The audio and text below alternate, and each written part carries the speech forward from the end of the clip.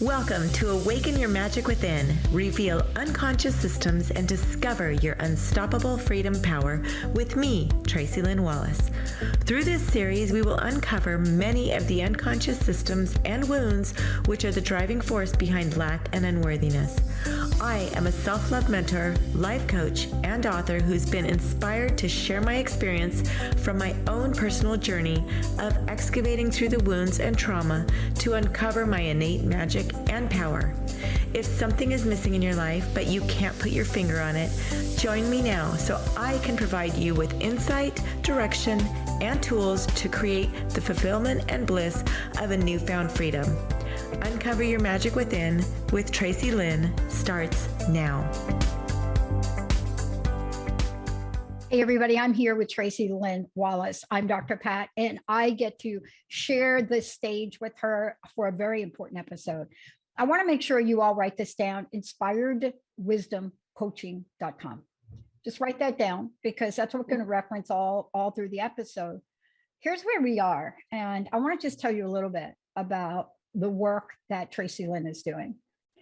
Beyond awakening your magic, what is it that we do to keep the magic alive? What do we do as we step out into the world and we trust ourselves and we trust the universe?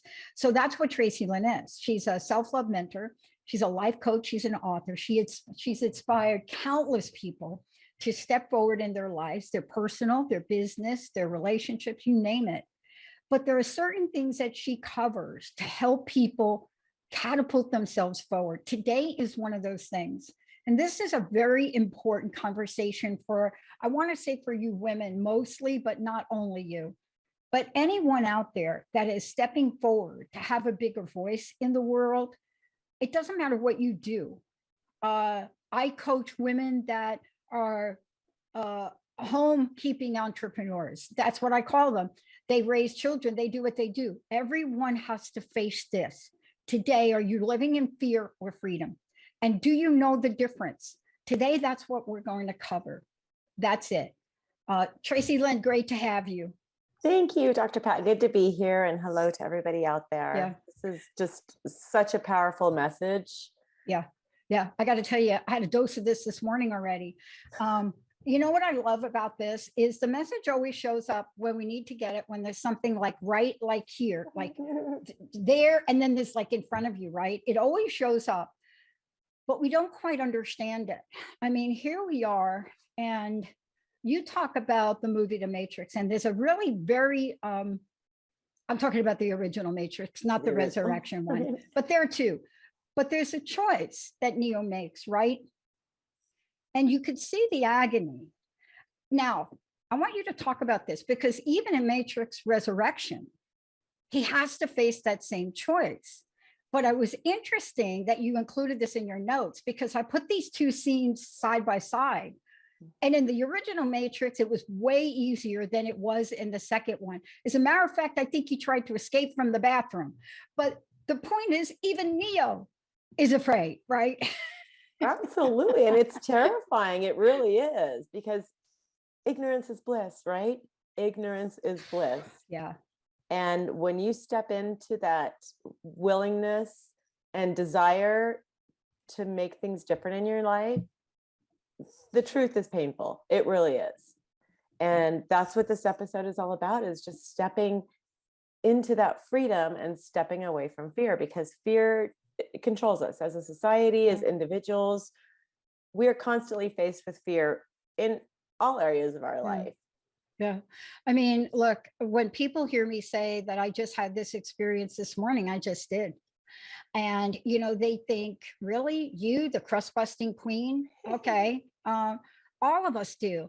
And it was something really interesting I heard, and I listen to a lot of podcasts. I really do. I immerse myself in how can I be better at life, because I don't know what people think of me or how they think I got here, but it wasn't by some silver spoon. It was been busting through layers and layers.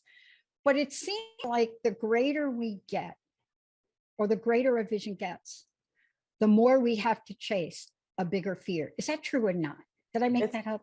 absolutely true. And it's what seems to happen is, as we're trying to break through this fear, the ego gets bigger, the ego gets louder. And it's so insidious. And the lies it tells us of like, no, you can't do that. Or what were you thinking? It's just, it stops us. And, talking into showstopper, I remember as a child, I'm sure you remember going to the circus and having, a favorite act or stunt that was there. And I loved the dirt bike rider that would ride around the wheel with the flames, right? And, he went past his fear. He did what he needed to do to follow his dreams and his passion. And it affected everybody. Watching that show was so powerful because it's just like, wow, what a feat of courage. And, speaking of loud egos, my book, Forgiveness, the new F word, is now done. It is done. Yay. So I'm just waiting on approval through Amazon. So if anybody's interested in checking that out, I think it'll be up in the next 24 hours. But when's it going to be on your website? Is it on your website, Tracy Lynn? it will be on there in the next 24 hours. But perfect. You can go to my website and sign up and get notified when it's released. But that book, it's been my lifeblood the last 4 years. It's been my journey to forgiveness and self-forgiveness. And just as I finished it, the voices came like, what are you thinking? This book is not good. Nobody's going to want to read it. People can't relate. Your writing sucks. And I just heard this voice, and the whole last 4 years I've been working on it, it's just been like, this is such a powerful project. This is such an amazing healing tool for people. But that voice came in and was trying to shut me down. And that's it. When you get to the point of reaching over a big threshold, the voices are going to get louder and the resistance is going to get stronger. And we just need to keep pushing through. Yeah, let's talk about this, because I made a statement the other day and I want to just jump on it with you. I mean, we know across the board, especially in the programs that I've been a member of for over 3 decades, resentment is the number one offender. And there's only one way out of resentment: forgiveness. I don't care what you do. You can try to nail it down. You could try to cuss bust it away. You could take the jackhammer out and try to work at it, but there's only one way out. Let's talk about this from your perspective, because where do we go when we make fear-based decisions that a lot of times are based on some kind of hindering thing that's going back here in our past, in our life, that's causing us to really step back, pull in the reins? But what happens when we make fear-based decisions? Tell us from your experience where that goes. I think the biggest thing that I've seen in my own life is just remaining stuck and not, you're limiting yourself and you're settling. And, we've all done it. We've all been like, you know what, maybe I don't want that job, or maybe that relationship is okay. And we start to settle and we're not living at our full potential and we're hindering our magic. And so there's been so many experiences in my own life of just wanting to stay in that comfort zone. And it's not really comfort zone. It's just familiar. In fact, it's actually very uncomfortable. We just lie to ourselves that we're okay. And, stepping into, my story of, I had a business in international education, and my soul was pulling me to step into my life coaching and mentoring.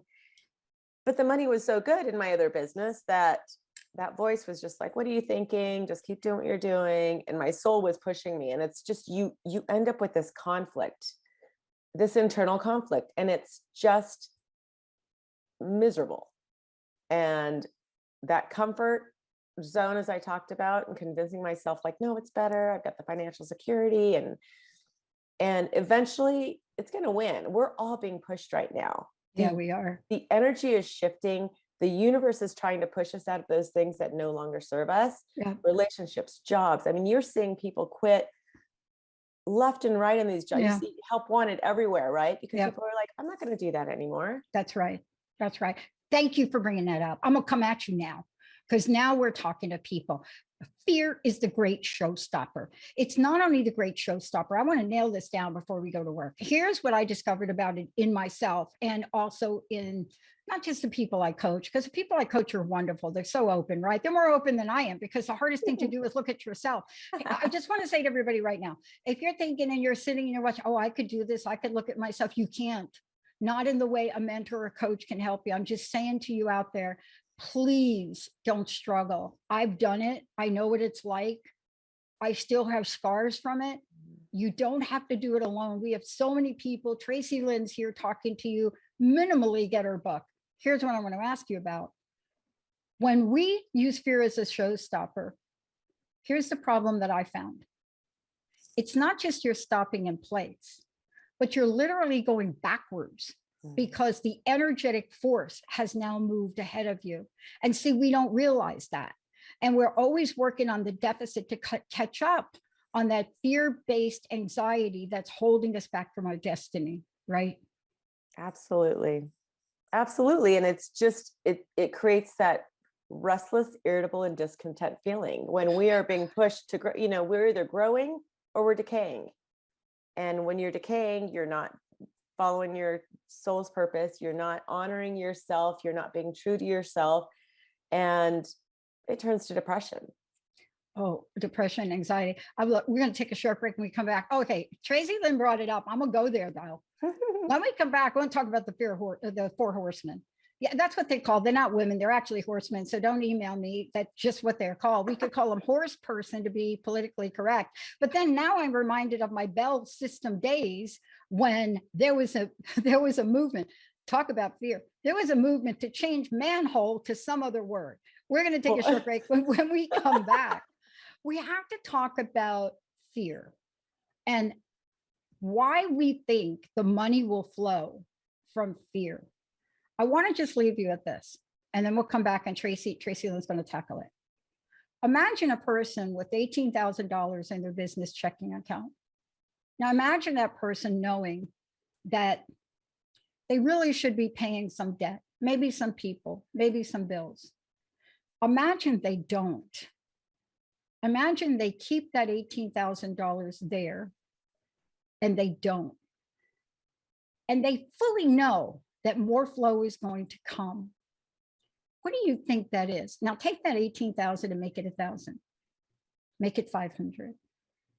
Make it whatever you want. It doesn't matter the number. What do you believe in? Would you withhold that funding for fear of an event that may never come? When we come back, I'm not taking it on. Tracy Lynn Wallace is going to take it on. Let's take a short break, everybody.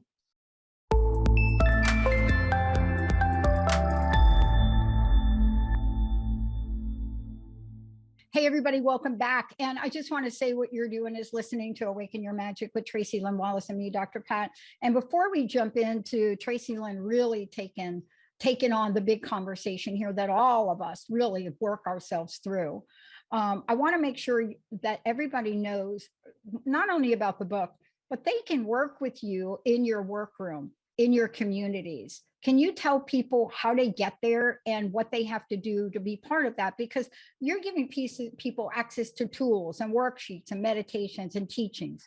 What is the best way for people to become part of that community?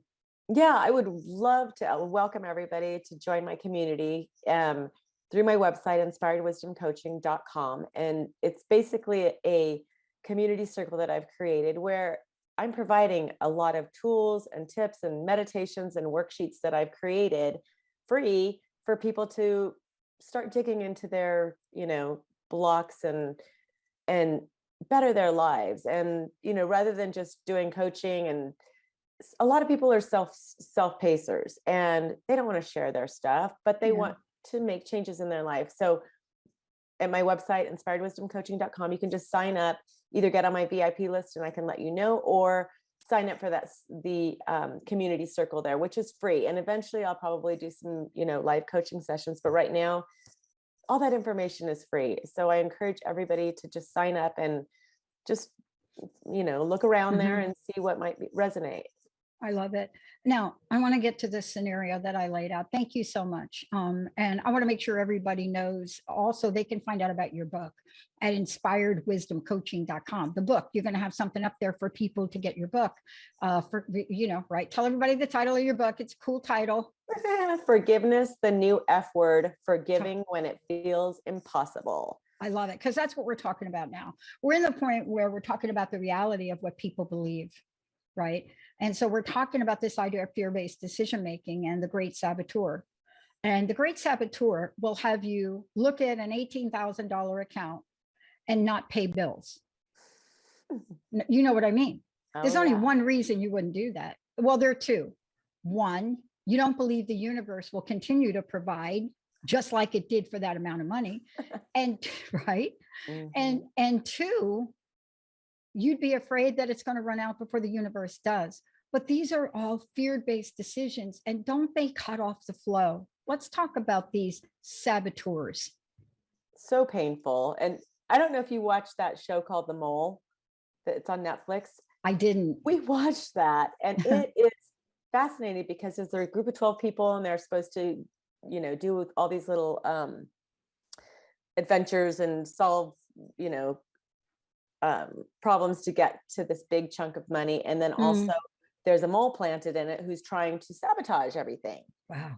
And after we watched it, I was like, oh my gosh, we have our own mole within us, right? Sabotaging, trying to lose the money, trying to, throw us off track. And it's really a fascinating show because it's how we operate. There's money right there. And all of a sudden we're doing something to sabotage it, or not taking the route that we're supposed to take because we're afraid. And, these self-sabotaging behaviors are what continue. And as you were talking about the money thing, living in lack, the two things that are the most the biggest pain points for people is money and love. And we sabotage those because we believe there's not enough. And when, like you said, you've got that money and what are you going to do with it? Are you going to hold on to it too tight and not let it go? Well, when you open your hand, then you can receive more. Yeah. It's interesting. We're talking about this. I want to just mention what's been coming in my outbox and what my reaction is to it. And this is a message for all of you politicians that are sending us emails. I don't care what party you belong to or no party. Here's the thing you guys are not getting. People are so anxious and afraid. We do not even open emails that say Joe Blow had a disastrous shot in the poll. We don't open those. We don't open emails that say, oh, by the way, Mary Jo is crippled. I don't know who's writing your copy, but you must be talking to the people on Jupiter, because you're so insensitive to what people have gone through. And that's where I want to go right now. Now, there's nothing I'm going to do to say to these people, everything you're emailing us, I can't delete you. I understand what you're saying, but I am not going to look at not one more fear-based email. Don't you think we've had enough of it? And I brought up politics for a minute, but it doesn't have to be that. It could be something about your health. Those are even worse, right? Mm-hmm. Do you think you have type 2 diabetes? Get ready to die. I mean, I'm like, who writes the copy for these people? This is not going to work for us, is it?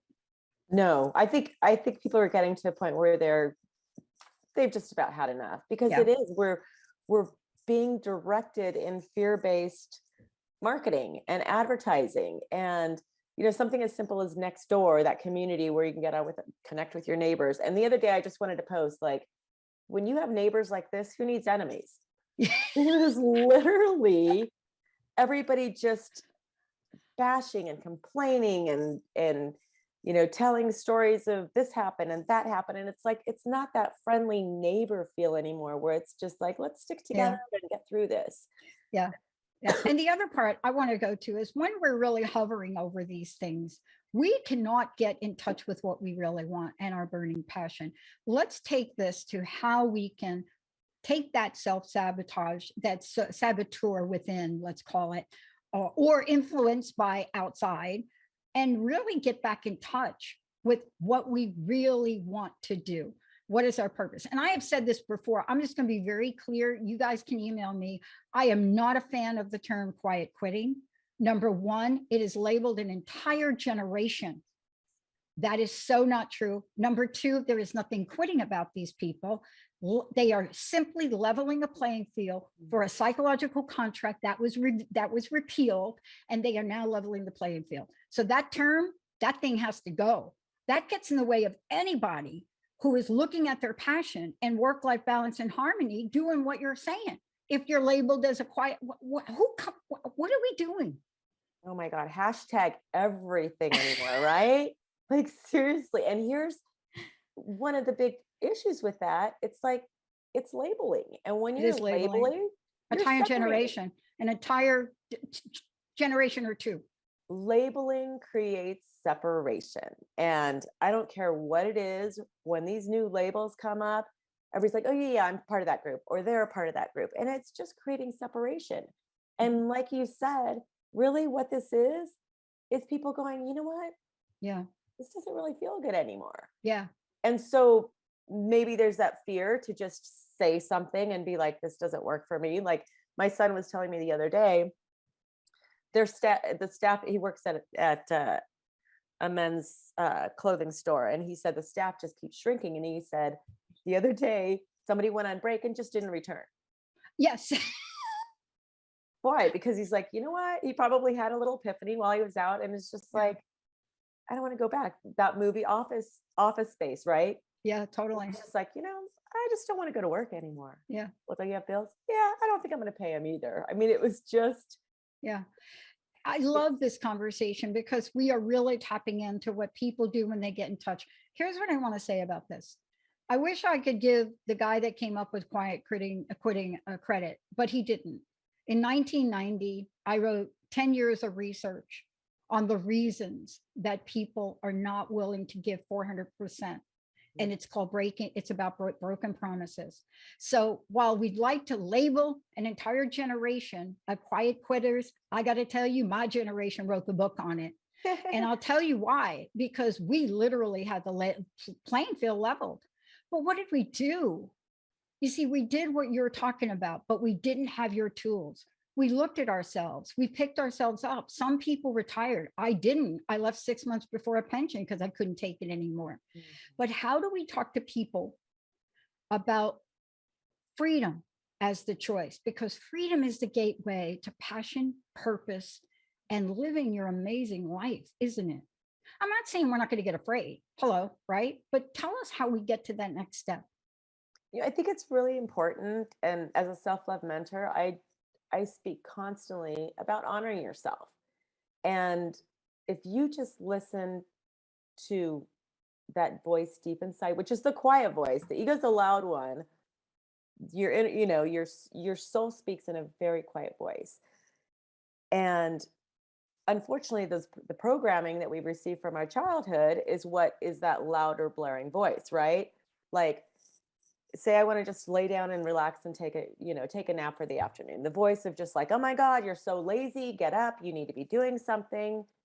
Or, you know what, this job doesn't really feel good. I want to go do something that's more along my, in alignment with me. What the heck? You just got that job. You've only been there for 6 months. You can't quit.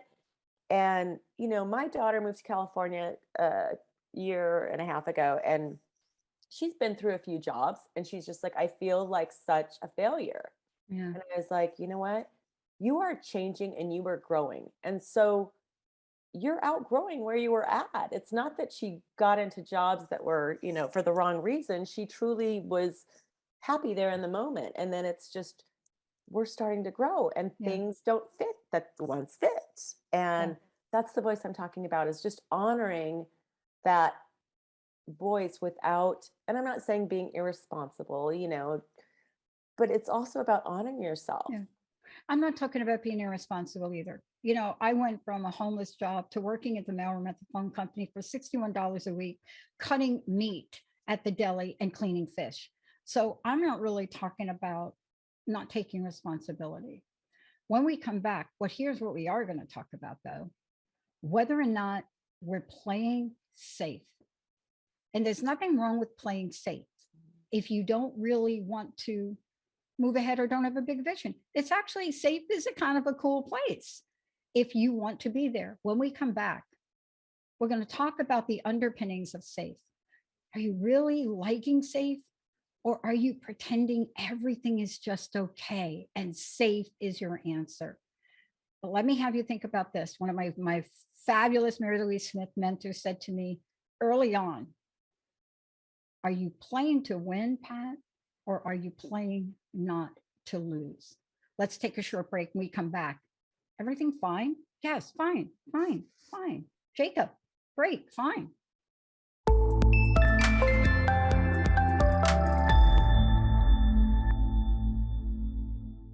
Hey, everybody, welcome back. I'm Dr. Pat. I get to do this fabulous show with the most amazing Tracy Lynn Wallace. Are you living fear of freedom? Again, I want to remind everybody you can become part of her community at inspiredwisdomcoaching.com. And then also keep an eye out for her book that's coming out. Congratulations on that. So here's one of the things that we're going to talk about now, because we alluded to it before the break. The question is, are you playing safe, or how are you playing safe? And that's a very important question, because if we can get in underneath that, what we're going to find is what you then talk about. Everything is fine. See, that's the way that I have looked at certain parts of my life. When people ask me, how are you? Fine, right? You know, what does that mean? That means I'm fine, but I'm not really. Now I don't do that. When people ask me how I am, generally speaking, I'm a pretty upbeat person. But honestly, just ask me that after I've lost a table tennis championship game and lost the gold medal to somebody I should have never lost to. Okay, right? It's not going to be fine. It's going to be, for a minute though. But let's talk about why you pulled this out. Why you pulled out pretending everything is fine. Nice acronym, by the way. Oh my gosh. It has just become a societal norm to just, I'm good. Everything's fine. And I came across these acronyms, which I want to read because I think people can relate to a lot of them. You know, that whole like, how you doing? Oh, I'm fine. You know, the spousal disagreement. What's the matter? Oh, nothing. I'm fine.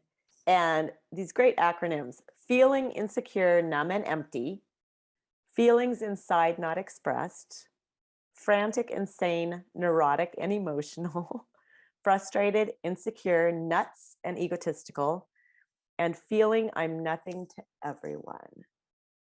And it's just, it sums it up so well, because you see that. And, you know, with social media, nobody looks not fine. Everybody looks amazing. Everybody's on these vacations and perfect family and perfect spouse and got together and a smile on their face and living the dream, quote, living the dream. When I hear that to me, it just screams, I'm dying inside.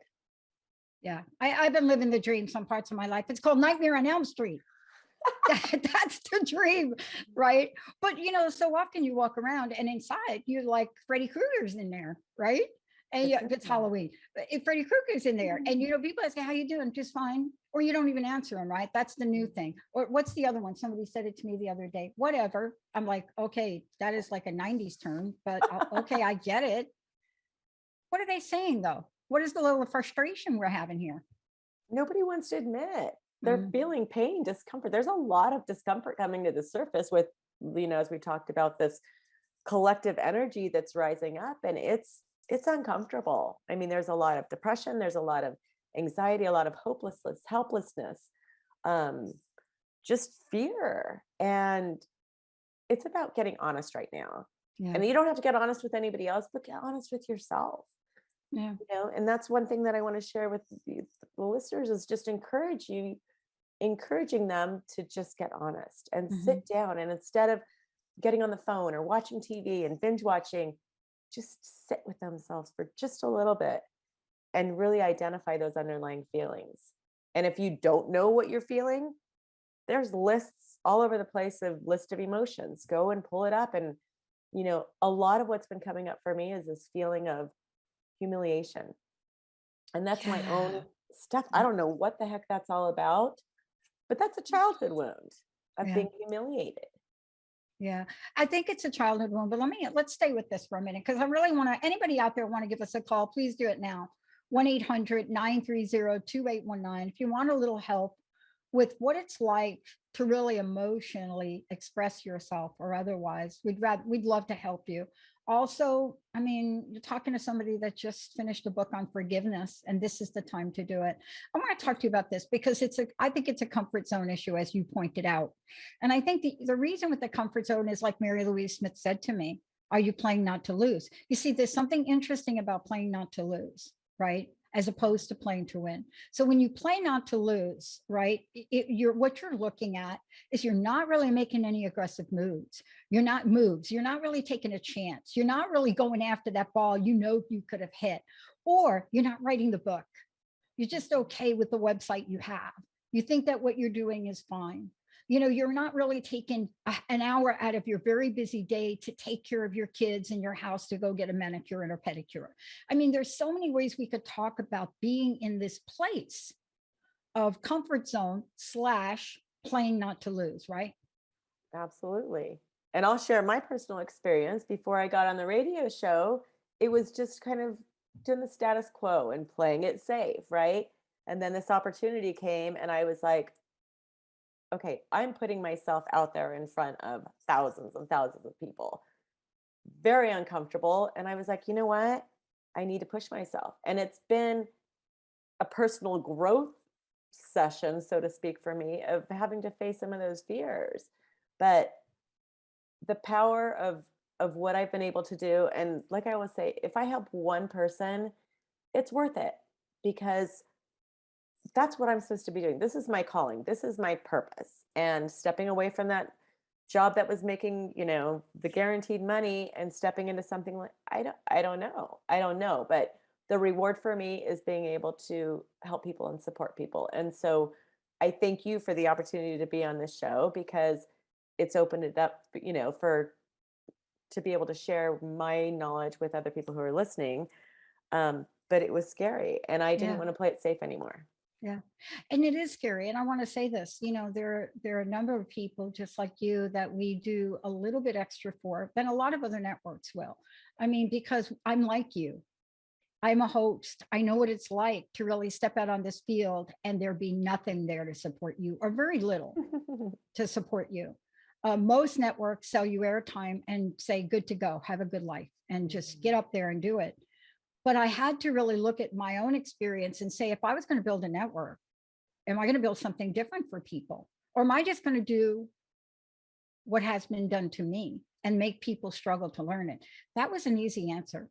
And so this is a venue that we too have to step out. We can't stay the same. And all of us here, Jessica, myself, and Linda, when we make these decisions to build new technology and grow and expand, oh my gosh. Don't you think every trigger in the world comes up, Tracy Lynn?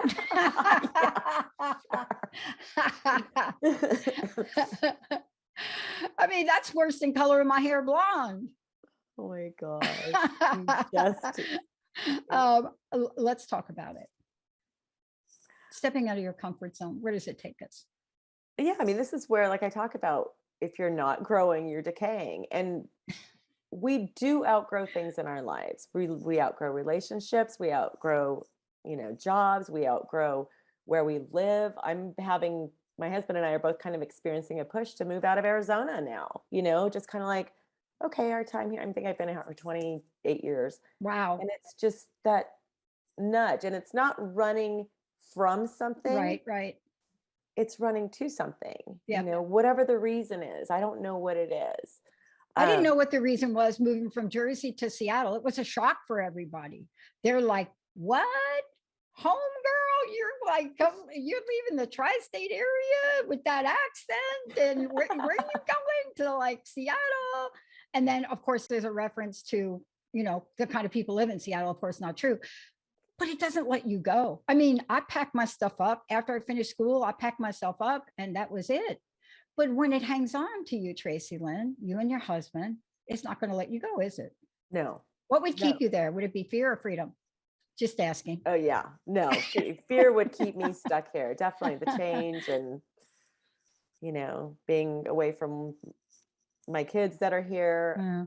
I mean, they're almost all over the age of 18, but it's just, you get these little nudges, Yeah. and, it's kind of marinating now. Like initially we were like, oh, we're Redondo Beach. Yep. That's what we're supposed to be. And then it's like, we don't know where to go, and it's not Exactly. time. It's not time, Yeah. but the seed is germinating. And that's the thing, for people to be aware of. When you get this sign and then you start to get these synchronicities, and it's the universe saying, okay, this is what you're supposed to be doing. I always say, if you hear something 2 times or more, listen. Listen, whether it's, hey, reach out to that person, or hey, pick up this book and read it, or hey, go travel to this destination. There's a reason. Pay attention to those synchronicities, because the universe is trying to guide you. And don't let that fear get in the way, because there's a path being laid out for you. Yeah. And Yeah. I want to keep rolling. I want to go ahead and skip the break, because I think what we're about to talk about is really important. Now, let me just clarify something. I don't want people to think that I just popped up one day and left a place I had lived 40 years of my life. I don't want to allude to that. But the universe lines some cool things up. And this is what I want people to know as we talk about freedom, as we move into freedom. The universe will give us signs. So what was my sign? I had befriended a woman at the phone company, my friend Pat, who happened to live in Seattle area, but moved for the company. Her mom had a house in Port Townsend. She decided, I'm done here. I'm going to take my pension. She got 2 or 3 of them. She moved back to Port Townsend and says, hey, come visit. Just finished my master's, just doing nothing in the summer in Jersey. And I visited her for 2 weeks, which turned out to be 6. So you see, I tried the glove on. I tried the shoe on. Now, I have one thing to say about this. If you come to Seattle in the summer, like I did, El Nino or Nino, I don't know which one it is, Jacob. But if you come here in a summer where it's so beautiful and people tell you that it rains a lot, believe the people.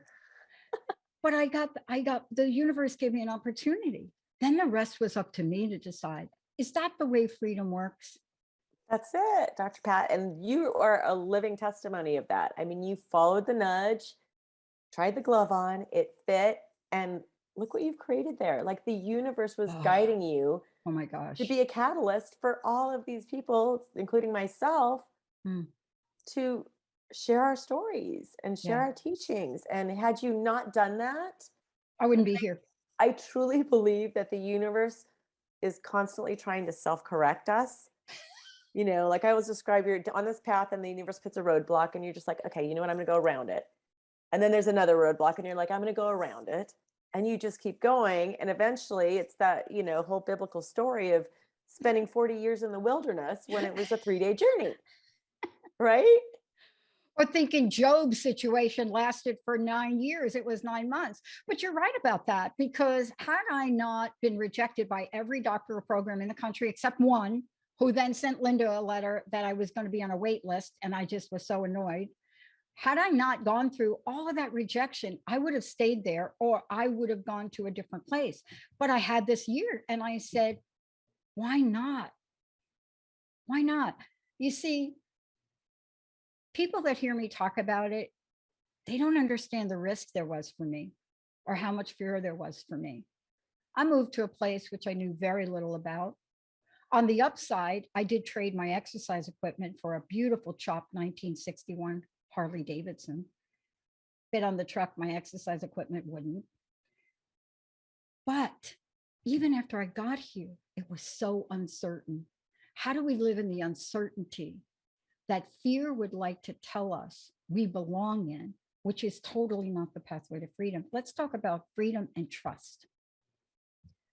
The key to stepping into these new adventures is really trust. Like you said, it's just when you're guided. And I think the key, I think it's important for people to identify where that calling is coming from, right? If it's from a place of fear, or like, okay, so the cost of living in Arizona is getting ridiculous, right? Almost the level of California. As far as real estate. Or Seattle. Yeah, or Seattle, exactly. Yeah, my best friend's up there and she always shares with me, Oh boy. we kind of compare notes, but So is it just like, oh my God, we can't afford to live here anymore, we need to get out of here? Or is it, I'm being called to go live somewhere else, regardless of what the reason is, and following that? Oh my gosh, we keep going to tech, we keep losing our color here. What happened? Yeah, it's me. Oh, okay, I like it. I'm just having, I'm doing a little strobe effect for We're you. going, giving you a strobe we're going effect. nostalgic. I'm gonna give you a strobe effect. I mean, there's nothing more permanent like black and white to take a look at fear, is there? Oh my gosh, it's crazy what black and white does. Yeah, like everybody like watch. Okay, there you go. That's like a twilight zone, right? That's see, this is my expression of what happens to me when I'm in fear. I'm like in the twilight zone era.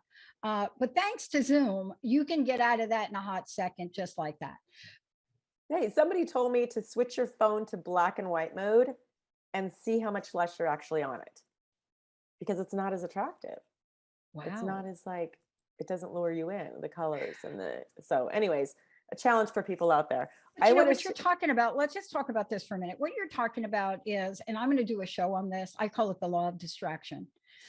It's part of what I'm writing about, and it's a chapter in my book. Linda will tell you, you know, Linda and Jessica and some people on the team will tell you, it doesn't take much for me to be an expert at the law of distraction. Like there's a difference between doing things that are therapeutic and then doing things that are just distracting, and you have to figure them out. But when we do that, it's really governed by a whole range of emotions, and fear is one of them, because I don't see it as procrastination. I can do that too. But there's something else that we're going to put in the way, and we're going to justify it as the thing we have to do, like putting in a 20 by 25 foot garden out here. And we have to learn how to identify these. Isn't this part of freedom, sweet freedom, is understanding what's showing up for us? Yeah, definitely. It's taking a look at what is presented, like you said, what's showing up for us, and everything in life. I love the terminology of the NPCs, non-playing characters, right, in a video game. And so that's kind of the running joke amongst my family. You know, if somebody's like, oh, you know, I was at the store and this person was just really rude, and I'm like, NPC, like those people are here. Like, how are you going to play around them, right? Are you going to let them take you down, or are you going to play the game and just know that they are programmed to just rub you? They're here as sandpaper to rub out whatever you need to get rid of. And every experience that we come in contact with is for that exact reason. Yeah. To help us grow or to break us. Which way are you going to go? I want to share just as funny. I don't know why it's coming to my mind, but this story from my childhood. I think I was probably about 10 years old. And I remember sitting in the hallway upstairs, and I had a bobby pin in my hand. And I looked at the electric outlet, and I was like, I wonder what would happen if I stuck this in the outlet. And so I did. And it popped, and it threw me back a couple of feet. And I learned a great lesson in that. Do not stick metal in an outlet.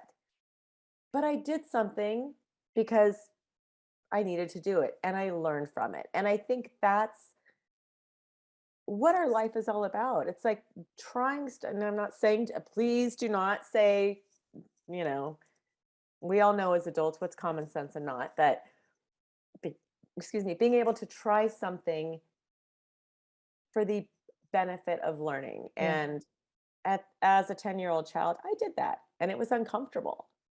And as adults, we get to try things that may be uncomfortable. They may fit and they may not. You may have moved to Seattle. It may have been uncomfortable. You may have moved back. You know, there's nothing wrong in trying. Maybe not back, maybe somewhere else, right? I can go back to visit. But that 6-week gift from the universe solidified for me. What an amazing place. I was different here, Tracy. I mean, I was different. I would have never been able, first of all, I did get accepted to Claremont. I spent a year having coffee on my Harley and taking my beautiful collie out on Capitol Hill for coffee, okay? I'd had the most incredible adventures I would have never had. I didn't even know that was in me, to be honest with you. I really didn't. I worked like a crazy person. I went from the mailroom to an executive job, and until it was out of integrity. But here's what we want to leave people with today. Your story is beautiful. I'm going to have to tell that story and just reference you, because how many bobby pins are we sticking into a socket that's called our life? How many times are we doing it? And we don't need to. But I got to say this again. I did not get here alone. I have coaches. I've had mentors. I've had a spiritual mentor in 1997 that turned my entire life around in the middle of a job and a doctoral program. I was never good doing things alone for the first 40 years of my life, except for trudging through and making sure I didn't die. But we're not talking about that. We're talking about freedom, aren't we? We're talking about freedom. And try, I love that you're sharing that you didn't do it alone. And I'm looking back at my life, I had a moment where I realized, oh my gosh, I was always afraid to do stuff alone. And so no matter what I did, I started a business, and I knew it was going to be good. And I still invited a friend to come and do it with me because I was afraid. When I got nominated as vice president of the PTA, I needed somebody to do it with me. So I was co-vice president because I was afraid to do it alone. Yep. And there was another, I think it was a seminar, and I was asked to stand in front of the room and be the director of this particular group. And I needed somebody to do it with me because I was afraid to do it alone. And it's okay. It was where I was at. But now I can do it alone. Exactly. Isn't that the message we're trying to tell people today? We know what people have gone through. We know that this is not fake fear of what folks have gone through. We know all of us have gone through it. We've lost people in the past 3 years, but we have risen up. And I want to just have the message that you're bringing out here to everybody. This is about inspired wisdom. It is about learning. Right now, this episode is about learning and understanding the tenets of freedom. And if you can recognize freedom, fear has no place to show up, right? See, because this is the thing. Fear and freedom cannot coexist. They cannot. And I'll just remind everybody, fear, false evidence appearing real. It is not even real. It's just the illusion. It's the illusion that something's going to happen. It's the illusion that we can't do it. It's the illusion that we're not good enough. It's all illusions. And when you have those illusions, you cannot live in freedom. Freedom is all about trust. Freedom is about knowing. And freedom is about taking chances. I love what you say about spending more time with yourself and the younger version. Tell us the power of that. And I know you use that in your coaching practice, but it is powerful, isn't it? It's very powerful. And one of the new things, hashtag reparenting, but it really is about, a lot of us have a wounded child that we didn't receive the emotional needs that we needed as a child. And so we're getting this opportunity to reparent ourselves. If we're afraid, it's being that voice to yourself. It's going to be okay. Just do it. Nothing's forever. You can always change your mind down the road, or, just all those nurturing words that we would have needed to hear from a parent. And I think what I've noticed for myself is when I'm wanting to do something, my parents' voice is still in my head. I left home 30 years ago, but still those voices are still there. And I encourage people, if they're wanting to make a decision or take a chance on something, go back to your childhood and imagine sitting in front of your parents as a little kid. What would their response be? Would it be, oh my gosh, you're so ridiculous, you can't do that? Would it be, no, you need to do something that's going to provide security? Or, oh, that's outlandish and that's, not what this family does. Have that conversation as a child with those parents. And those are the programming that carries through our lives that still are running in the background, and being able to identify it. I know as a child, not having somebody who was just like, you know what, Tracy, you can do anything you want to do. I believe in you and the sky's the limit and you can be and do anything you want. I didn't have that. Yeah. So I get to do that for myself now and my own kids. Tracy Lynn, thank you so much for this. And thank you for that reminder. I grew up with a stepmom, incredible wisdom before her time. And all of us heard for the years that I lived in that house, you make your bed, you sleep in it. But I was a little on the slow on the uptake in a lot of ways as a kid. I actually had a little learning thing. It wasn't until I was like 37, 30, or 40 years old, right before my stepmom passed away, I had her come visit. And I said, you know, Mom, I know you said that to us as kids, make your bed, you sleep in it. But to be honest with you, I really don't understand what that means. And she looked at me with a Southern accent and she said, honey, you're doing just fine. You don't have to know what that means. But it's one of those things you said about ignorance. You see, even though I remember that phrase like breathing, I had no clue what it meant. What would have happened if I did? You see, ignorance has been my greatest gift. I love it. Tracy Lynn, thank you for today. Please give out your website, and I'd love to know your personal message, please. Thank you, Dr. Pat. My website is inspiredwisdomcoaching.com, inspiredwisdomcoaching.com. And my personal message today is just take a risk.